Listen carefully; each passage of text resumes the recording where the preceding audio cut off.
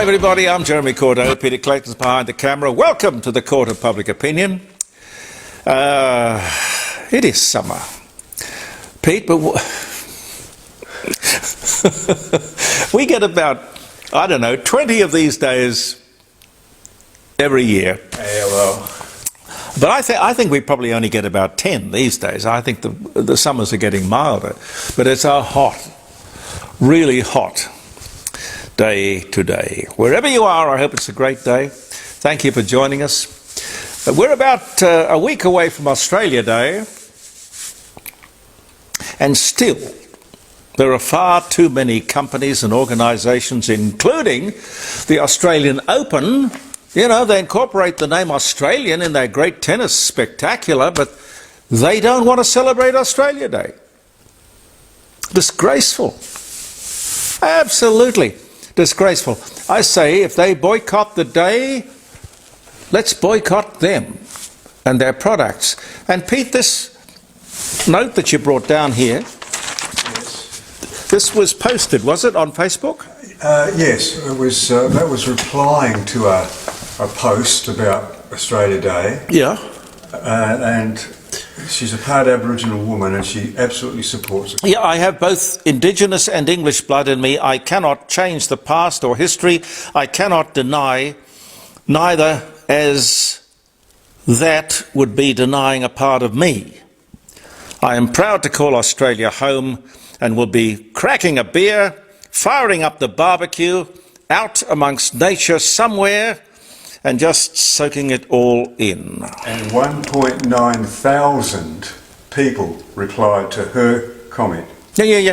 I'm quite sure public opinion is well and truly behind Australia Day on the 26th, because after all, it is the 26th of January, maybe a nod to 1788, but it was 1948 that the act was passed that made us a nation.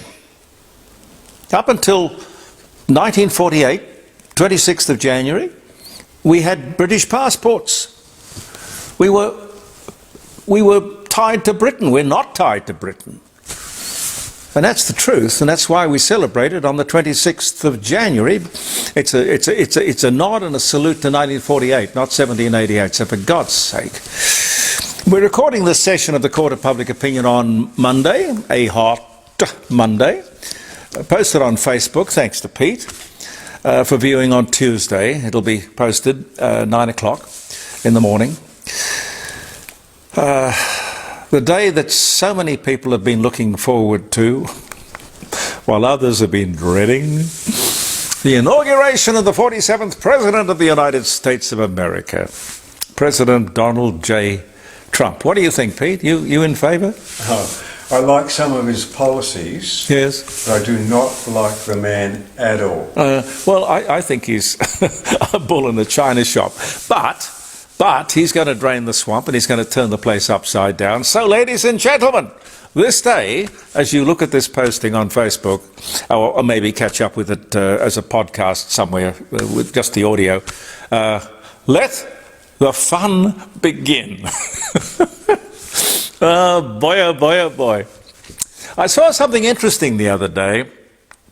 I keep an eye out for things that I find interesting, in the hope that you will find them interesting.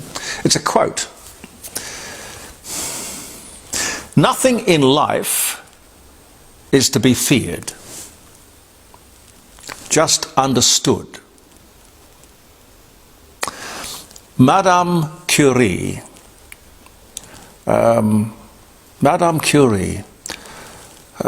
Nobel Prize winner, who in 1898, I think it was, discovered radium. She, with her husband, coined the phrase, I think his name was Pierre, coined the phrase radioactivity. They made it up. X-rays, and eventually opening the door to nuclear medicine. Turning our back on nuclear power would be about as stupid as turning our back on nuclear medicine. Think about that quote for a minute. Nothing in life, what is it? Nothing in life is to be feared, just understood. It's amazing to me that Labor can close the door to nuclear power without debate, without discussion, closed mind, no thought, freedom of thought. It's mindless, thoughtless, stupid, not worthy of a political party seeking power. But just leaving the nuclear thing to one side, I'm fond of asking the question, what is the problem we are trying to fix? Why are we retiring our coal-fired power assets in the first place? Both parties seem to agree. But why? At what cost? And to what benefit? I was looking at a nearly built, nearly completed coal-fired power station in Sichuan, China. It's their newest. Absolutely enormous. And they build about 1 or 2 of these a month in China. China's CO2 output now eclipses that of the entire developed world combined.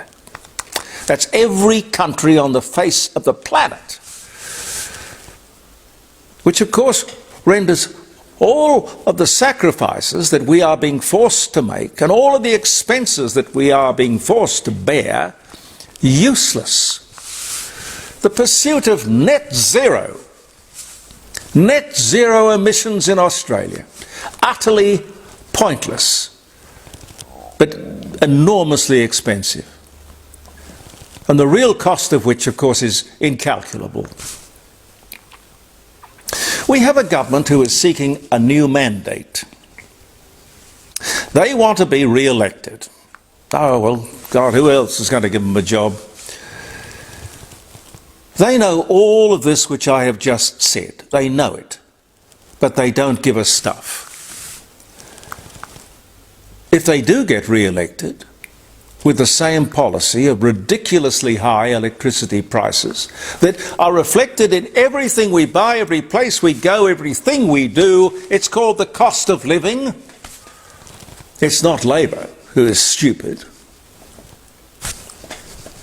It's us.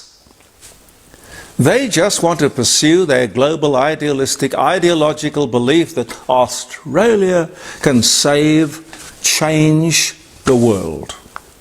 And we can't. But we can change the government. But I tell you, the Libs had better make it clear that they do not adhere to the same net zero nonsense themselves. Dr. Cathy Foley, the just retired chief scientist in Australia, was being interviewed recently on climate change, something out of Europe. It was a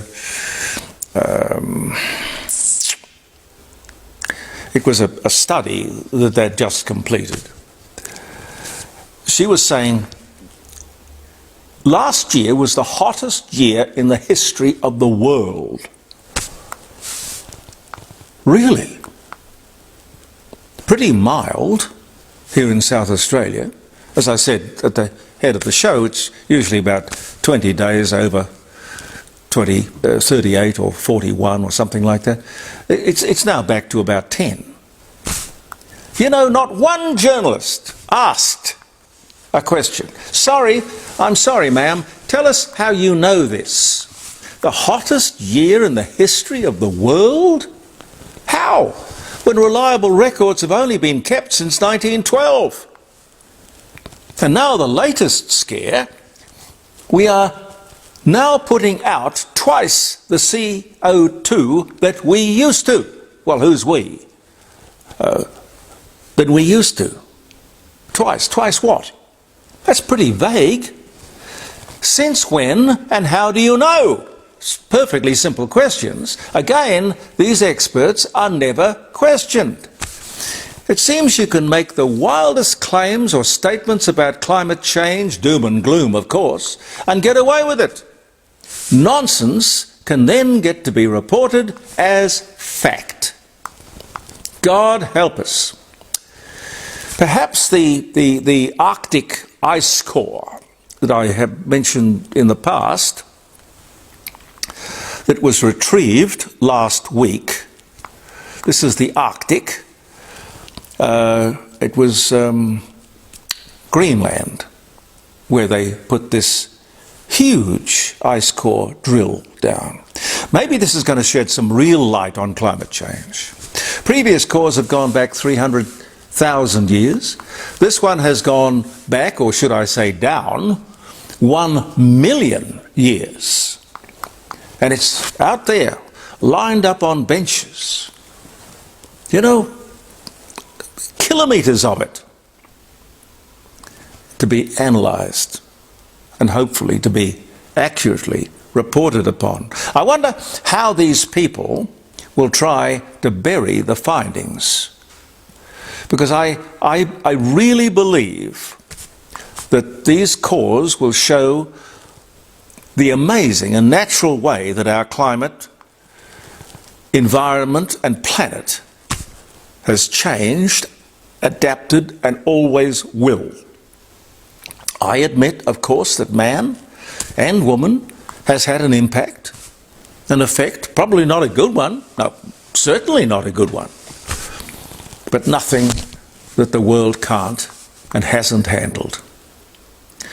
The real issue is not climate, it's population. Too many people. And the announcement on the weekend that Australia will, over the next 5 Antarctic summers, drill similar ice cores,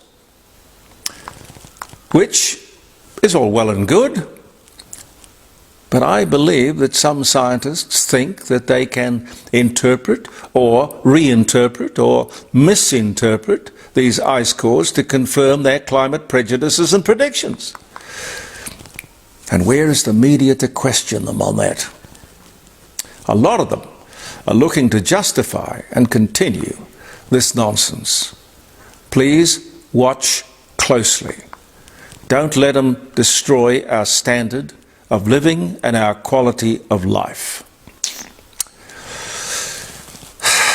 And the story that you might have seen over Christmas in England, Somerset, I think it was. I've seen pictures of the place and I thought, well, what a lovely looking place that is. Somerset, a clay pan, dinosaur footprints were discovered, 12 million years old. Very good, interesting, great story. The scientists said, back then, this part of England was a tropical rainforest. England? Wow. You would have thought the journalist doing the story would have asked a few questions about that. A tropical rainforest here. Wow. Where did it go? Well, things change. What did man have to do with this 12 million years ago? Very little. But change is always with us. But back then, we didn't have the ABC. And their interpretation of... Oh, it's a funny old world, isn't it? God. What else? The 31st, I think it is, 31st month for the worst ramping in South Australia's history. But the Ambulance Union was rewarded on the weekend with the opening of yet another multi-million-dollar ambulance station for their remarkable support at the last election. Listen, fellas, if it was bad back then, which got you really mobilised, why are you so quiet now? So, this is great. They can get you to the hospital faster so that you can sit on the forecourt for a week in the back of an ambulance. Terrific. Someone, I'm not saying who, someone needs a kick in the bum. Now this is an interesting one. Credit cards and debit cards. You got a credit card, Pete? No, I've got a debit card though. Yeah, that makes sense. You charge up your debit card and you know that the money's there and you're not running up a thing, which I always advise myself regularly. Pay it off at the end of the month. Anyway, credit cards and debit cards are more costly than we think. Firstly, there's the surcharge and then there's the merchant fee. Now, it depends on who you talk to. The restaurateur says, I have to charge a surcharge when people use a card because the banks charge a merchant fee for the technology that allows you to swipe your card. Why? Help me with this. Why isn't this just a part of the merchant's overheads? Just another part of the cost of doing business, like staff and rent and electricity and insurance and all the rest. It's only a few cents, I know. But why pass it on? Why pass it on and none of the other costs in the form of a surcharge? 1.5% on top of, but today it adds up. Those surcharges cost more than $4 billion a year to the customers. That's a lot to pay for the convenience. And on the other side, the banks are charging the merchants over $6 billion a year for the swiping machine. Pete, what do you call that thing? Is it what's it called? An FPOS? Well, I guess so, yeah. That's the process, yeah. You know, the card readers, I think. The card readers. Well, yeah. It would probably cost the merchant more to deal with cash. Now, the Commonwealth Bank has asked the RBA to ban all surcharges on credit and debit cards. But no word on whether the banks will go on charging the merchant. Complicating the issue further, retailers and airlines say that if they can't charge the surcharge, the customers are going to have to pay more. But whatever. And what about the points and the frequent flyers and the flybys? I don't know how any of that's going to work. I try not to get involved or think about it. But maybe you can call me when we get back on the 7th. I don't want to make this all about South Australia, but this stuff applies probably to every city in the country, if not the world. The latest crime statistics are truly frightening.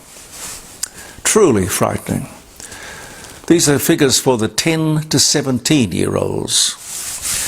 Gone from under 9,000 last year to over 20,000 this year.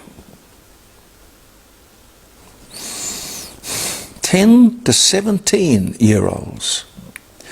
And published in The Age yesterday, that was Monday, an unbelievable 90 students a day are suspended from school for bad behaviour. We have a government who, like the ramping disaster, say nothing to see here, and a media who will not pursue the subject. As I said to you last week, a simple piece of legislation that makes parents liable for the behaviour of their children, legally and financially responsible. My friend in the upper house, the Honourable Frank Pengello, might get onto that. I mean, I think it would solve many of the problems. Let me know what you think. JeremyCordeaux.com every Friday morning from the 7th of February, live streaming from around the dining room table, 0491 65 68 60. It's good to see Border Force reinforcing national security, particularly in Western Australia, which seems to be particularly vulnerable. The waters off the far northern coast of Western Australia. An unprecedented increase in foreign boat arrivals. 170 illegal arrivals in just the last 6 months. It's only when you see this neck of the woods, really, that you realise how big this country really is and how difficult, perhaps impossible, it is to protect our borders. But it is vital that we do. We have to try. We need a better, perhaps permanent naval presence. This is where we maybe can have a visible presence. Surely we can use the waters to conduct our operations, naval exercises. We can put drones up there, maybe satellite surveillance. 170 illegal boats, many from Indonesia. We find the boats but not the people. Now remember this salutary lesson. Just ask an Aboriginal. If you can't control your borders, you will lose your country. I mean, you can have all the submarines in the world, but you know, we should be looking at the pointy end of all of this. The logging of native forests is back in the news. The independent authority whose job it is to oversee the logging industry made an amazing announcement, knowing that logging native public forests has been banned in Western Australia, Victoria, now New South Wales looks like following. But listen to this. The regulatory authority has announced, these are the guys in charge, they've announced that the industry is totally in the red, bankrupt. It makes no money. In fact, it costs the taxpayer a fortune. Number one, it makes no sense to be cutting down trees, which are vital to the environment. They're an important carbon sink and producer of clean, oxygen-invigorated air. This logging industry, long controversial, is losing money hand over fist. It's controversial, yes. It destroys native habitat, exacerbates global warming, and we are paying for the privilege to do all this damage. It should be banned immediately. It has no value and no logic. Please, write your Member of Parliament or call somebody. Call your local talk show. First ever autistic strategy. Gee, I had to scratch my head and think about that. Autistic strategy. $47 million the South Australian government is giving to, I quote, make a difference. I'm sorry, I don't get it. I heard some self-proclaimed autistic people in the news when this story broke saying, we are normal people, just a bit different. Great quote. Wonderful. We are all, or should be, a bit different.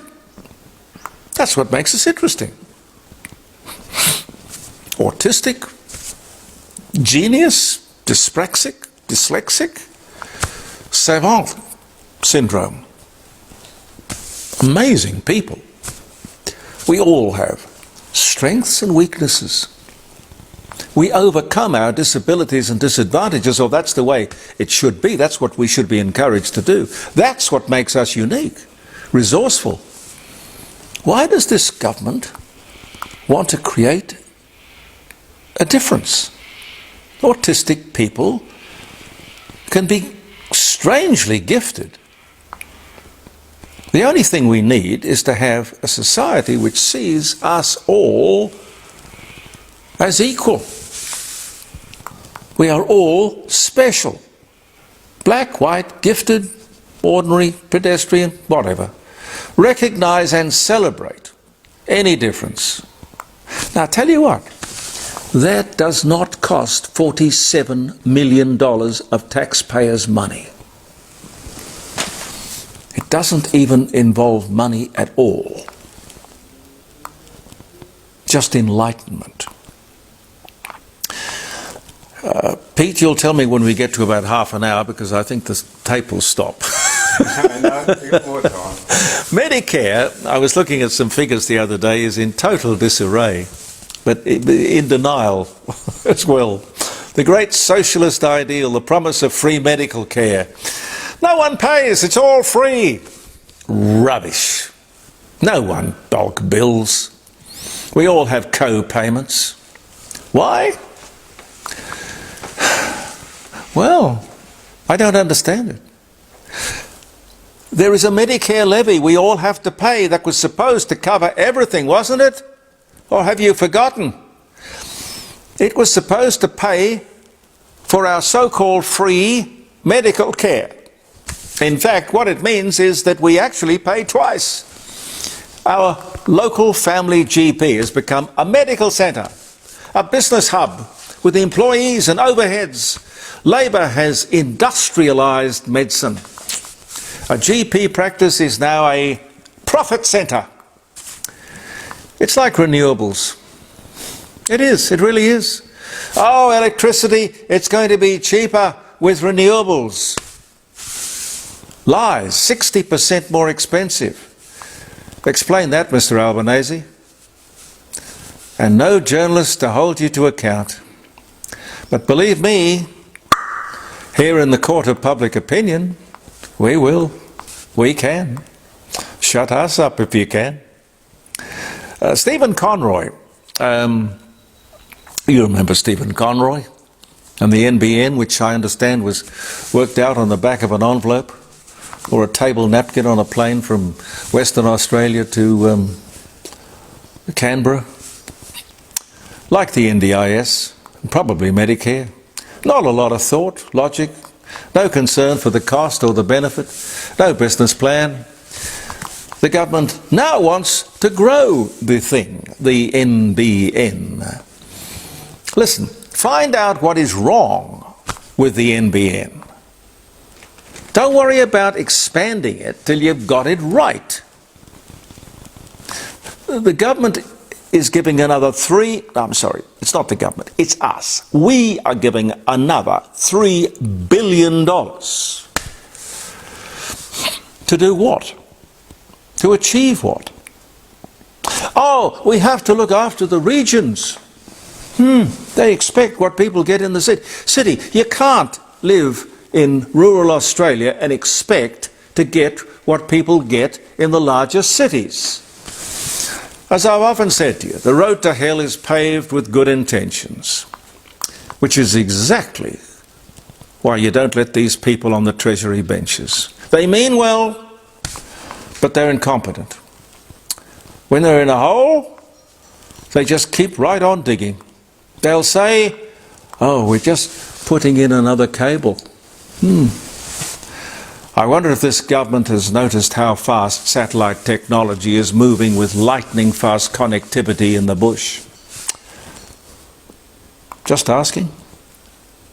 Oh, listen, have you been to the Rising Sun, one of our sponsors? Have you been to the Rising Sun in Kensington? Beautiful food, great wine list, friendly staff, great atmosphere, lunch or dinner, and a fabulous bar, lots of character. If it's just a drink you're after, a glass of wine or something after dinner on your way home, you will love it. Make a booking. Have a talk to Grant or any of his staff. You can call 8333 0721, 8333 0721. The Rising Sun, historic Rising Sun restaurant at 60 Bridge Street at Kensington, one of our sponsors. And I'll tell you about this wonderful art gallery in Melbourne Street, North Adelaide, when next we convene the Court of Public Opinion. You know, it seems to me that we are all missing the point. Even the Americans with their TikTok dilemma. I'm sure you're across that. You're either a good guy or you're not. Perhaps a crook. Are they friend or foe? We should be able to decide that. And here's something else. We will spend $600 million,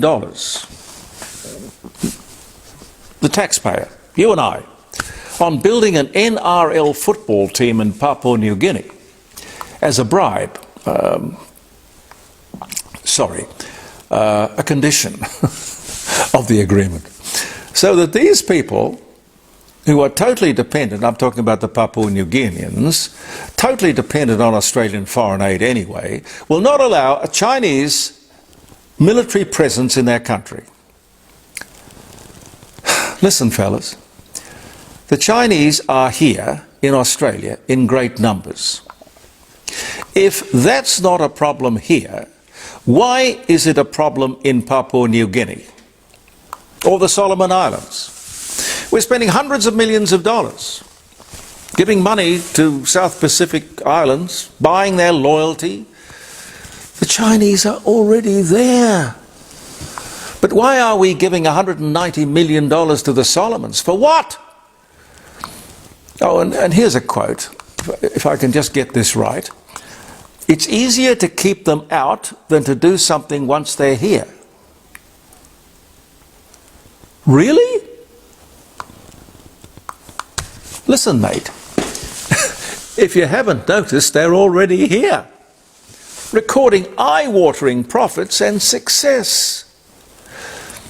China has just announced an amazing $1 trillion trade surplus. You know, they export more, $1 trillion more than they import. They have exported more than any other country in the history of the world in the last year. I suggest we could learn a thing or two from the Chinese. And why would they do us any harm anyway, if we're helping to make them rich? I wonder if they ever get up in the morning or stop to think. Premier Xi, President Xi, ever gets down on his knees? No, I don't think they believe in God, do they? But anyway, I wonder if they ever thank Gough Whitlam and his Lima Declaration, which in 1975 wrecked our manufacturing industry to create theirs. Amazing. Look it up. Google it. Just, Google, what can you tell me about the Lima Declaration? It's only a couple of paragraphs. It will make your eyes bug out. How much time have I got, Pete? Well, how much do you want? Oh, just one more. There you go. One more. I want to do this. I want to do this because I carry all this around in my head. It gets to be a burden. This was a very interesting moment in Adelaide. I don't know if it's happened anywhere else. Possibly has. An interesting moment. Friday the 13th of December, a diplomatic soiree at the Adelaide Town Hall. The entire diplomatic corps was welcomed. This is all of the honorary consuls and consul generals, and I think in the cities you have consuls, and in other larger cities they're consul generals. But the various diplomatic missions, let me put it that way, the entire diplomatic corps was welcomed, addressed by the head of the Department of Foreign Affairs and Trade, completely in the Ghana language, which I also find interesting because there is no written Ghana language. They had no alphabet. No Aboriginal tribe had an alphabet. But the whole thing was delivered, I'm told, I wasn't there, but I am told it was delivered in the language of the Ghana people. This is a public servant, a servant of the Australian people, all Australian people. Our representative. Is this considered appropriate behaviour of a senior bureaucrat? This is not Ghana country. This is Adelaide, Australia. What the hell is going on? I hope when, perhaps not if, Peter Dutton wins the next election, there is a cleaning out of the public service, which at the moment is woke to the core. And I don't know if you agree with me, Pete, but something has got to be done. I do definitely agree. just grab my glasses and a few dates, and then I shall leave you in peace. It's the 21st of January. Happy birthday or happy wedding anniversary.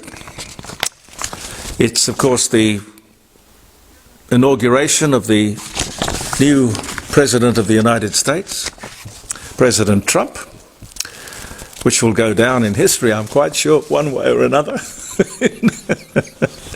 in all sorts of interesting ways. Anyway, 1921, British crime writer Agatha Christie publishes her first novel, which is called The Mysterious Affair at Styles, introducing her to be forever popular character, Hercule Poirot. What else? That was 1921. John McEnroe becomes the first ever player to be expelled from the Australian Open. Was that his, "You've gotta be," what was the line, Pete? You've gotta be, you can't be serious. Yeah, that's what it was. Yeah. You can't be serious. Well, that was 1990. Well, this year's a bit different. This could be the year that a commentator is expelled from the Australian Open. One Tony Jones, who took the mickey out of the Serbian spectators. Oh dear, I find it hard to take seriously. Sorry. 1968, the Battle of Kayshan. I hope I'm saying that correctly. Kayshan, is it? Yeah. One of the most publicised and controversial battles of the Vietnam War begins at the Kayshan Air Base on this day in 1968. 1977, US President Jimmy Carter pardons almost all Vietnam War draft evaders. Quiet Beatle, George Harrison, he was only 22, weds British model Patty Boyd, 21. They divorced in 77, but got married on this day in 66. He was a nice man, George Harrison. Met him once. Not in the entertainment sense, up on Hamilton Island, where he had a lovely sort of compound thing. Don't know whatever happened to that. Harry Houdini escapes a police station in Amsterdam on this day in 1903. What silly cop would think to lock up Harry Houdini? You would imagine he would get out. I would think he would be hard to lock up. Handcuffs wouldn't work. Vladimir Lenin's testament is handed to the Communist Party. It calls for changes to the Soviets' governing structure and criticises Joseph Stalin, Leon Trotsky and other members. 1924, Lenin, Russian Marxist revolutionary Soviet leader, dies of a stroke at 53, 1924, same day. Peggy Lee, American singer, she did Fever. She did Is That All There Is? Which I think was from Send in the Clowns. Is That All There Is? It's the song of disillusionment. I don't like disillusionment. I'm a born optimist. I can't stand disillusionment. A songwriter, an actress, Pete Kelly's Blues, Lady and the Tramp, dies of a heart attack at 81. I had the great pleasure of talking to her. She died in 2002. I think I spoke to her in the early 90s. Rasputin, 1869, Russian monk and confidant of Russian Tsar Nicholas, was born this day in 1869. Opel manufacturers of motor cars makes their first motor car on this day in 1899. Placido Domingo, 1941, Spanish opera and Latin tenor, conductor, artistic director, born in Madrid, Spain, 1941. The USS Nautilus, the first nuclear-powered submarine launched on the Thames River, not London, but Connecticut, 1954. I think that's what you'd kind of call tried and true technology, isn't it? 1959, Cecil B. DeMille, American filmmaker. 10 Commandments, Samson and Delilah. He dies of a heart attack in 1977. No, he dies of a heart attack at the age of 77 on this day in 1959. Christian Dior, French designer, born France, 1905. The Bee Gees album, Saturday Night Fever, goes to #1 for 24 weeks in the United States of America on this day in 1978. And it would have been, golly, 78. It would have been less than 15 years before that as a door-to-door photographer at Coogee in Sydney, I had the Bee Gees, who had just appeared on Bandstand with Brian Henderson. Their mother said, yes, I'd love some pictures of the kids. I had no idea who they were, but I recognised them because I used to watch Bandstand.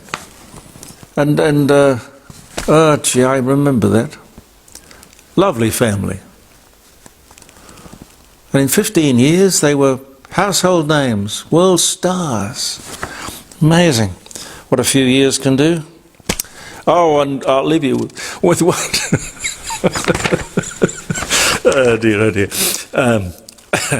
Lorena Bobbitt, found temporarily insane when she was found guilty of having cut off her husband's penis.